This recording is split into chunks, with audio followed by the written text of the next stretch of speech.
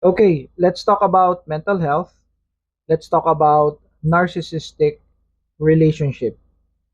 Bakit kung kailan ka naging successful o naging matagumpay sa inyong buhay ay saka ka niloko, saka ka sinaktan ng iyong husband, ng iyong wife, ng iyong boyfriend, ng iyong girlfriend o ng partner mo sa madaling salita?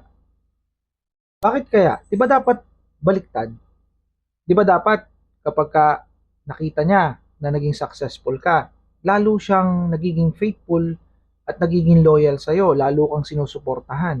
Nagpapasalamat siya dahil ang pag-angat mo ay pag-angat din niya. Dahil mag-asawa kayo o mag-partner kayo. 'Di ba dapat ganon? Lalo kayong sinusuportahan. Pero iba ang mindset ng narcissist. Ang mindset ng narcissist ay sirain ka kapag ikaw ay successful na o nagtatagumpay ka at naiiwan siya. So bakit kaya? Dahil ang mga narcissist basically ay nangangailangan ng atensyon. KSP sila, kulang sa pansin. Kailangan nila ng papuri, ng validation, kailangan na sila ang magaling, at kung ano-ano pa. Sila ay self-centered. Self-centered. Laging sila. Me, me, me. Ako, ako, ako. Ngayon, kapag naging successful ka, nagsishrink siya sa situation. Nagsishrink siya sa relationship. Ang nagsishine ikaw. Ikaw ang nagiging center of attraction. Ayaw nila yon dahil nawawala ang center of attraction o yung spotlight sa kanya. Gusto niya sa kanya pero napunta sa inyo dahil kayo ang naging successful. Basically, nangyayari ito sa isang husband na nasapawan ng kanyang wife.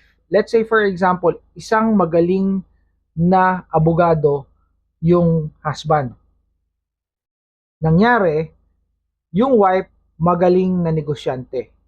At saka, let's say, successful sa kanyang career sa ibang larangan. So, ang kanyang wife ay versatile or versatile. So, what will happen then will be, kunwari, naging popular, naging influential yung wife.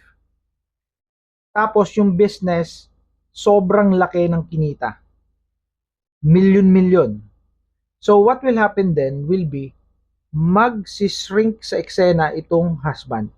Makakanti ang kanyang fragile ego. Hindi na siya ang magiging center of attraction. So, ang mangyayari, matatamaan ang kanyang sarili. Ang tawag dito ay narcissistic injury. Okay, ulitin natin. Narcissistic injury. So, ang gagawin ng mga narcissist, since tinamaan sila, na-injured yung ego nila, na-injured yung sarili nila, sisirain nila yung wife. Marami silang ways kung paano sirain ang wife. Mambababae sila. Ang bababaihin nila o ang gagawin nilang kabit ay basically yung makakasakit sa kanyang wife directly. Kagaya ng kumare o business partner ni Mrs. Pwedeng gawin niya yon. O kaya ay kapatid. May nangyayari pong ganyan. Yung sister nung kanyang wife just to hurt yung wife. So, nangyayari po yan. It's because of that particular situation.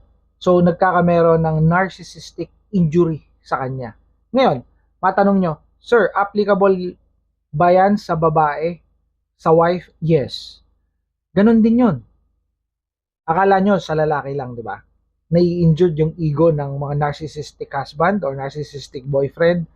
Meron ding mga narcissistic wife at saka narcissistic na girlfriend. Ganon din yung nangyayari. So, nagkakameron din ng ganyang situation na kung saan, let's say for example, sobrang successful nung husband or ng boyfriend, nawala sa eksena yung babae. So, what will happen is, magse-self-pity yung babae, no? At hahanap ng ibang source ng kanyang papuri o validation. So, what will happen? Hahanap siya, let's say, ng mas mayaman kesa dun sa partner niya na lalaki. Halimbawa, kakabit siya sa isang politiko o kakabit siya sa isang business tycoon. In that way, magiging center of attraction ulit siya ng kanyang mga kaibigan, ng kanyang kamag-anak, at kung sino man ang nakakakilala sa kanya. Ganun yun. Saan to nag-originate? Nag-originate ito sa tinatawag na narcissistic injury. Kaya delikado na makantinyo ang mga narcissist. Kaya nga kung sino sa inyo ang minalas na magkameron ng asawa o ng boyfriend or girlfriend na narcissist, ay yan po ay isang sakripisyo. So papasok kayo dyan sa tinatawag na narcissistic relationship at maapektuhan ang inyong mental health. Papasok din kayo sa tinatawag na trauma bonding kung saan hindi ka makahiwalay, hindi mo maintindihan, nilokot sinaktan ka na ng paulit-ulit, cycle of abuse, pero nandyan ka pa rin. That is because of the effect ng isang narcissistic abusive partner. So meron yan talagang direct effect sa mental health ng isang tao.